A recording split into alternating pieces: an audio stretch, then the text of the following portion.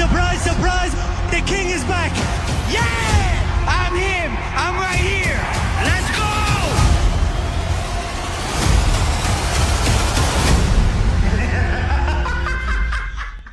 Let's get one thing straight. Conor McGregor doesn't just sell fights. He sells moments. He sells the kind of electricity that makes grown adults spend their rent money just to say they were in the building.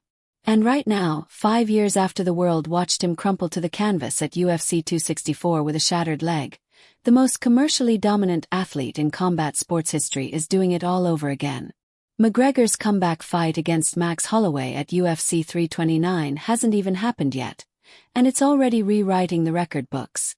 Excess open ticket sales just days ago, and what followed was nothing short of a financial stampede. The cheapest seat still available inside T-Mobile Arena in Las Vegas is sitting at $1,822. That's not a floor seat. That's not a ringside seat. That is the very last row of the arena. The furthest point from the Octagon you can physically sit while still being inside the building. And someone is paying nearly $2,000 for that privilege. Let that sink in. If you want to actually sit close enough to feel like you're part of the action, you're looking at a very different number. Third-row seats near the Octagon are currently listed at $24,600 each. Fourth-row seats on the opposite side are going for just under $16,000. Floor-level seats, the ones where you can genuinely see the fighters' expressions, are clearing $7,300, and that's considered the budget floor option. And none of those prices include taxes or fees. So before you even sit down, you're paying more. Now here's where it gets even more interesting. On location, the event planning and hospitality arm owned by TKO Group Holdings, which is the parent company of the UFC, put together a series of VIP packages for this event. The top 2 tiers didn't survive. The Elite package, which came with front-row floor seats, sold out almost immediately.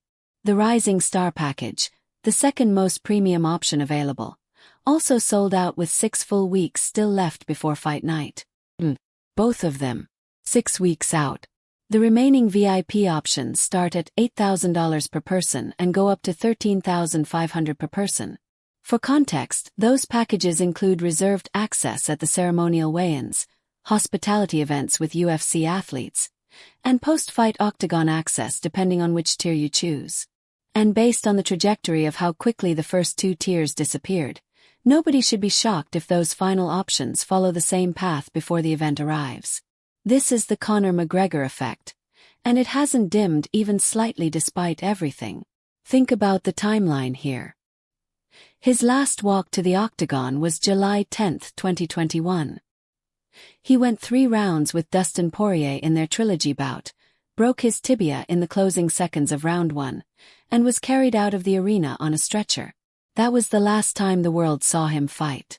5 years of surgeries, recovery, legal controversies, weight fluctuations, public speculation, and whispers that maybe, just maybe, the chapter had finally closed.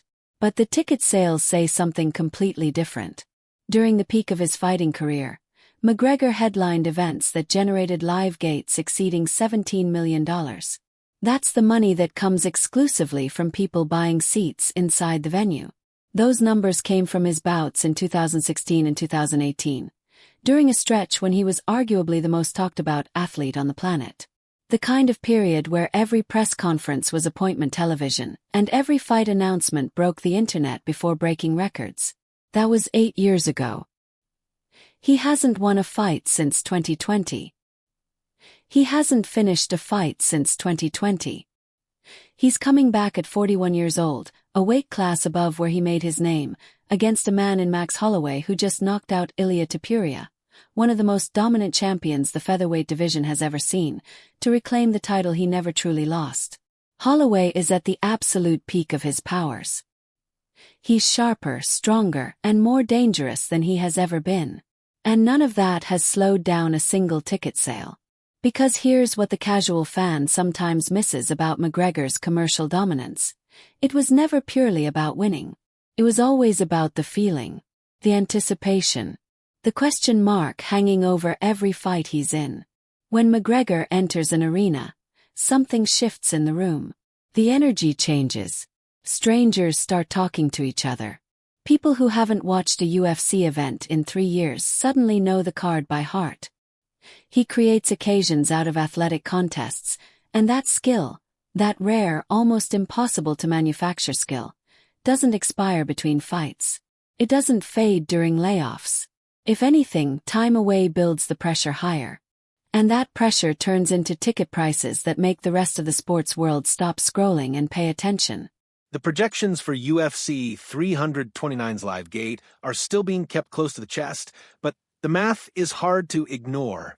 If current sales velocity holds and the premium tier seats continue moving at this pace, McGregor could be looking at his single largest live gate in UFC history. Outside of the Floyd-Mayweather boxing match in 2017, which pulled over $55 million at the gate alone, a boxing record that still stands, nothing in McGregor's combat sports career has topped his UFC numbers from 2016 and 2018. That could be about to change at UFC 329. T-Mobile Arena holds just over 20,000 people. It is one of the premier event venues in the world, sitting in the middle of Las Vegas, a city that knows how to host a spectacle and charges accordingly. Every seat in that building is going to be filled by someone who made a genuine financial sacrifice to be there. Someone who looked at a number that most people would consider absurd and decided the experience was worth it. That decision, the decision to pay whatever it takes, is the truest measure of a draw in professional sports. Not pay-per-view numbers, not social media followers, not press conference clips going viral. The willingness of real people with real money to hand over enormous sums just to be physically present in the same room. That's the metric that matters most, and it's the metric where McGregor has no competition. Max Holloway is one of the greatest featherweights to ever compete. He deserves every bit of recognition coming his way, but this fight at its commercial core is a McGregor fight. The world is watching because he is walking back through that door, and the price to watch him do it in person keeps climbing. Fight night is weeks away. The final gate numbers won't be official until the event itself, but the early story is already written.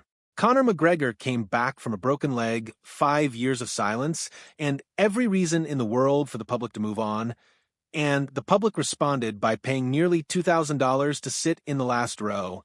That's not a comeback story. That's a legend refusing to be past tense.